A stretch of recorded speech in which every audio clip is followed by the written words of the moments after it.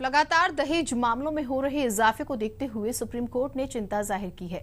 Supreme court ने कहा है कि दहेज प्रथा विरोधी कानून का गलत इस्तेमाल हो रहा है, जिसमें दहेज के मामलों में सोच विचार करने की जरूरत है।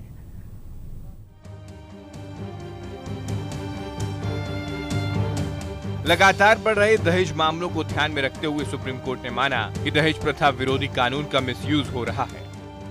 कोर्ट ने पुलिस को ये हिदायत भी दी है कि दहेज उत्पीड़न के केस में आरोपी की गिरफ्तारी सिर्फ जरूरी होने पर ही की जाए। साथ ही सुप्रीम कोर्ट ने कहा कि जिन किन्हीं मामलों में 7 साल तक की सजा हो सकती है, उनमें गिरफ्तारी सिर्फ इस कयास के आधार पर नहीं की जा सकती कि आरोपी ने वो अपराध किया होगा।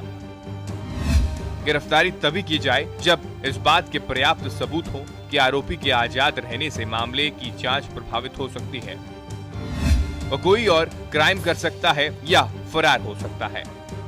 साथ ही सुप्रीम कोर्ट ने दहेज प्रताड़ना के मामले में बड़ी तादाद में की जाने वाली गिरफ्तारी पर चिंता जताई। कोर्ट ने कहा कि ऐसे मामले में गिरफ्तारी के वक्त पुलिस के लिए निजी आजादी और सामाजिक व्यवस्था के बीच बैलेंस रखना जरूरी है।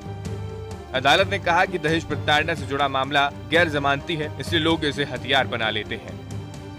दहेज प्रताड़ना के ज्यादातर मामले में आरोपी बरी होते हैं और सजा दर सिर्फ 15% है।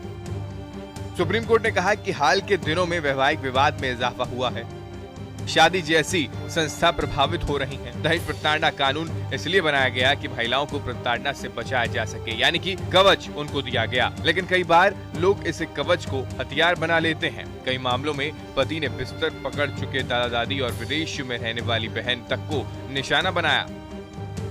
बहरहाल ऐसे में ये देखना होगा कि सुप्रीम कोर्ट के इस विचार के बाद दहेज विरोधी कानून का गलत इस्तेमाल पर कितनी लगाम लग पाती है। रिपोर्ट, जनता टीवी।